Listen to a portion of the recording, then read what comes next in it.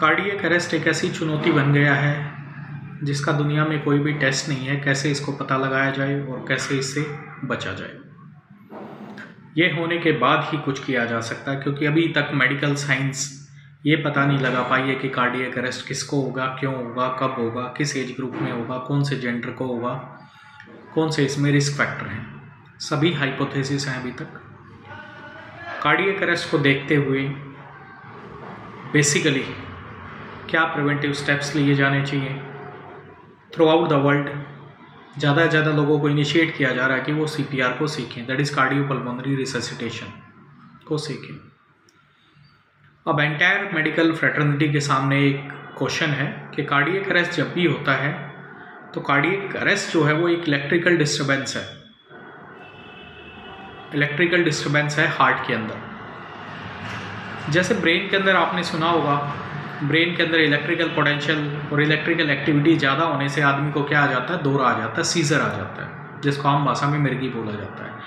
वैसे ही electrical potential, electrical discharge अगर heart के अंदर कहीं पे ज़्यादा होता है तो आदमी की हार्ट रेट है वो बहुत तेज़ हो जाती है, बहुत तेज़ हो जाती है और वो इतनी काओटिक हो जाती है, इरेगुलर हो जाती है, अनसिंक्रोनाइज्ड हो जाती है कि वो मीट नहीं कर पाती बॉडी की डिमांड के कारण, और हार्ट ऐसे फड़फड़ा नहीं लगता है, जिसको हम बोलते हैं वेंट्रिकुलर फिब्रिलेशन या फिर पल्सलेस वेंट्रिकुलर टैकीकार्डिया। जो वेंट्रिकल्स के अंदर है इतनी एकदम से सीवियर प्रॉब्लम आती है, हार्ट की गति काफ़ी तेज़ हो जाती है और ब्लड सप्लाई दिमाग को ना मिलने की वजह से आदमी बेहोशी की स्थिति में चला जाता है। अब हम जो इसको इमीडिएटली रिकॉग्नाइज करते हैं और इमीडिएटली हम क्या स्टार्ट कर सकते हैं, ज़्यादा से ज़्यादा अगर ये हॉस्पिटल के बाहर होता है तो हम क्या कर सकते हैं, CPR कर सकते हैं, कार्डियोपल्मोनरी रिससिटेशन, और हम इमीडिएटली क्या करते हैं, CPR स्टार्ट करते हैं। अब क्या होता है, जैसे ही हमने CPR स्टार्ट किया, अब CPR क्या कर रहा है, क्या वो हार्ट को रिवाइव कर रहा है, क्या वो हार्ट को ठीक करने में मदद कर रहा है, या हार्ट के अंदर जो इलेक्ट्रिकल एक्टिविटीज़ ये डिस्टर्ब हो गई क्या उसको ठीक कर रहा है? The answer is no. CPR cardiopulmonary resuscitation ऐसा कोई भी काम नहीं कर रहा, जैसा हमने आपको बताया कि हार्ट की एक्टिविटीज़ को ठीक कर रहा है, नो। हार्ट को रिवाइव करने में मदद कर रहा है, नो। वो सिर्फ एक ट्रांजिएंट काम कर रहा है आपकी ब्लड सप्लाई को मेंटेन करने के लिए, ब्रेन के लिए, जिसको बोलते हैं सेरेब्रल परफ्यूजन।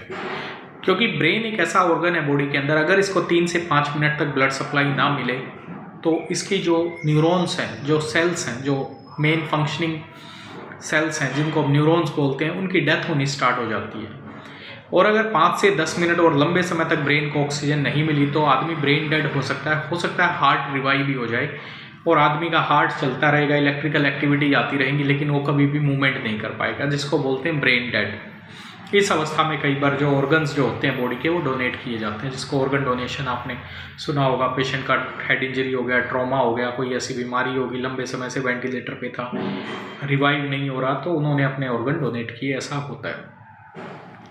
अब मेन क्वेश्चन मार्क आ रहा है कि इलेक्ट्रिकल एक्टिविटीज़ के अंदर जो डिस्टर्बेंस हुआ है उसको इलेक्ट्रिकल एक्टिविटीज़ ही ठीक करेंगी। ये लॉ ऑफ थर्मोडाइनमिक्स है, energy and mass, neither energy nor mass created or destroyed, it can only be transferred from one form to another form। तो फिर क्या हुआ, मेडिकल साइंस ने एक रिसर्च किया और पता लगाया कि एक मशीन है जिसको हम बोलते हैं डिफिब्रिलेटर, जो मशीन झटका देने की मशीन आपने देखा होगा हॉस्पिटल्स के अंदर है। अब ये मशीन कैसे काम करती है, इस मशीन को हम चार्ज करते हैं, इसके अंदर कैपेसिटर होते हैं, क्या होते हैं, कैपेसिटर होते हैं। कैपेसिटर क्या होते हैं, एनर्जी को स्टोर करते हैं, जैसे अल्टरनेट करंट है उसको स्टोर किया कैपेसिटर्स के अंदर। उसके बाद फिर हम क्या करते हैं, उसको सबसे पहले मशीन को चार्ज करते हैं। चार्ज किसको कर रहे हैं हम, कैपेसिटर्स को कर रहे हैं। फिर पैडल्स को बाहर निकाल रहे हैं और पैडल्स को चेस्ट पे रख के, एक को स्टर्नम पे, एक को एपेक्स ऑफ द हार्ट पे रखते हैं। और जो एनर्जी स्टोर की है, जितने भी जूल हमने उसको चार्ज किया, सपोज करो ये 50, 100, 150, 200, 300, 360 तक होता है मोनोफेजिक में, बाईफेजिक में 200 तक होता है। तो हमने इसको चार्ज किया और फिर एकदम से हमने एनर्जी को क्या किया, बॉडी के ऊपर डिस्चार्ज कर दिया, एकदम स्पेल में, एकदम झटके से, बर्स्ट में। ये एनर्जी धीरे धीरे ट्रांसफ़र नहीं हुई है, 1 सेकंड के अंदर, मिली सेकंड के अंदर एकदम बर्स्ट, मतलब जो एनर्जी एकदम से स्टोर की थी काफ़ी देर के अंदर। आपने देखा होगा जब भी डिफिब्रिलेटर को चार्ज करते हैं तो वो थोड़ा समय लेता है ऐसे करके, तब वो चार्ज होता है। एनर्जी सेलेक्ट करते हैं, फिर चार्ज का बटन दबाते हैं, तब वो चार्ज होते हैं कैपेसिटर, और एनर्जी जो है बर्स्ट में एकदम से गिरती है। और ये एनर्जी इतनी तेज होती है कि हार्ट के अंदर जो इलेक्ट्रिकल एक्टिविटीज़ हैं उससे ओवर पावर करेगी, मतलब उन एक्टिविटीज़ को एकदम से स्ट्राइक करेगी, और एक्टिविटीज़ बाकी जो हार्ट की इलेक्ट्रिकल एक्टिविटी है वो सारी बंद हो जाएंगी। वो सारी क्या हो जाएंगी? बंद हो जाएगी। तो हमने एनर्जी को स्टोर किया, चार्ज किया, और पेडल्स के थ्रू एनर्जी को ट्रांसफ़र कर दिया हार्ट के ऊपर। अब हार्ट के अंदर जो इलेक्ट्रिकल एक्टिविटी थी वो एकदम से बंद होगी।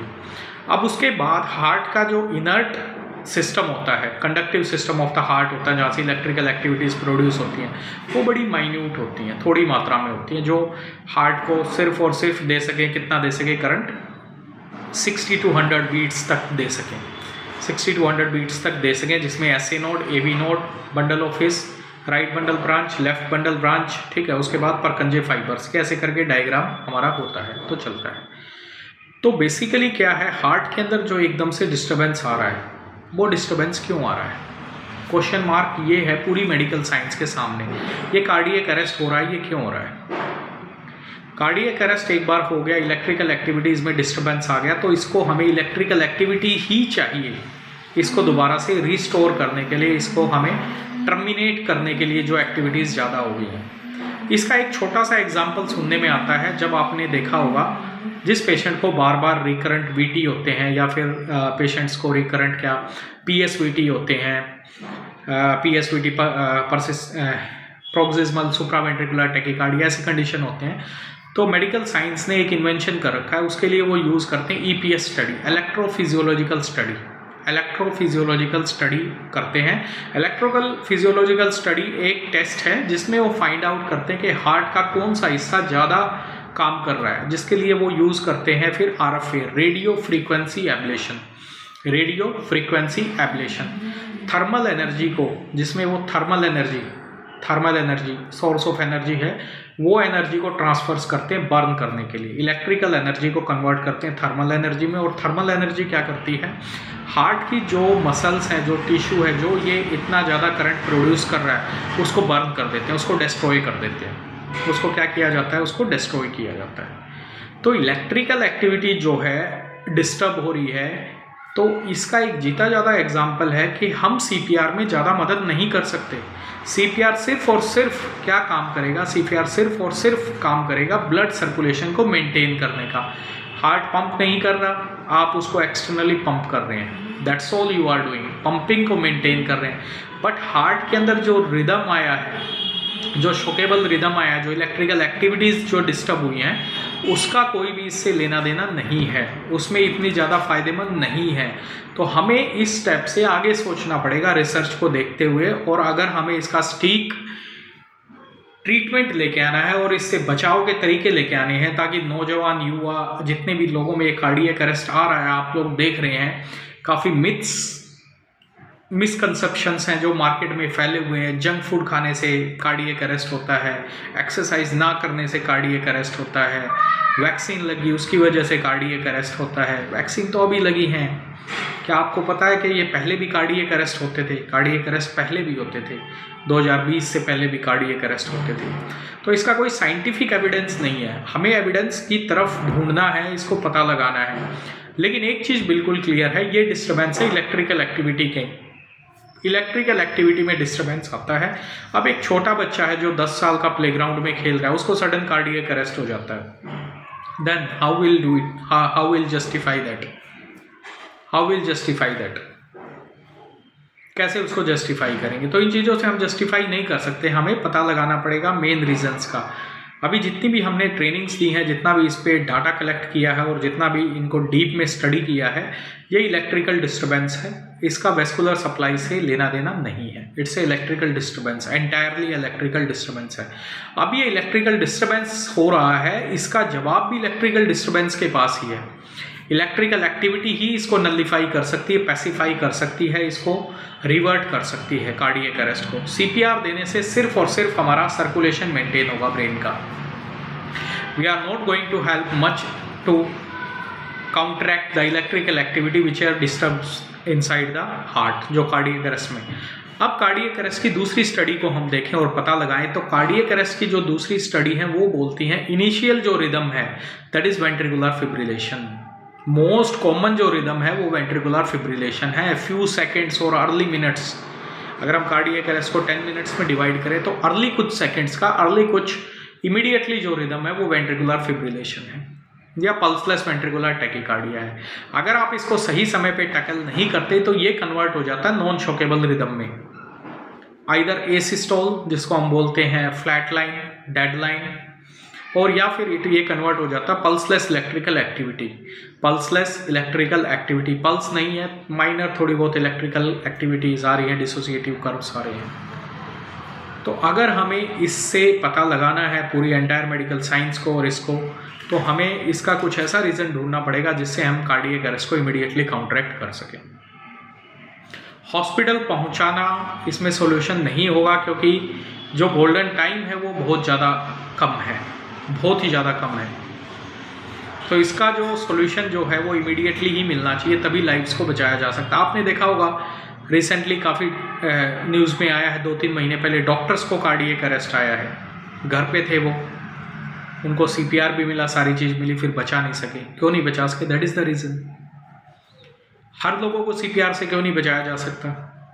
अगर हम 100 लोगों को CPR दे रहे हैं कार्डियक अरेस्ट में तो 100 के 100 सर्वाइव नहीं कर रहे। अगर CPR ही एकदम से स्टिक होता तो 100 के 100 सर्वाइव करते। सेकंड, CPR के साथ कंबाइन करना पड़ेगा कुछ इलेक्ट्रिकल एक्टिविटीज़ जो हमें ये मदद करेंगी पूरे इलेक्ट्रिकल करंट को नलिफाई करने में।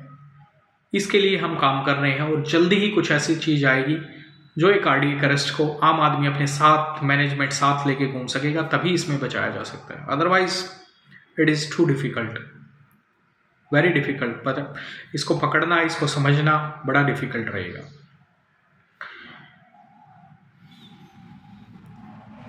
So thank you very much. हमारे साथ जुड़े रहिएगा अगर आप इंटरेस्टेड हैं इस फील्ड में, इस रिसर्च में, इस चीज़ को और जानना चाहते हैं, ताकि हम डेली इस चीज़ पे डिस्कस कर सकें और कुछ एक सटीक चीज़ों के साथ बाहर निकल के आ सकें। Thank you very much.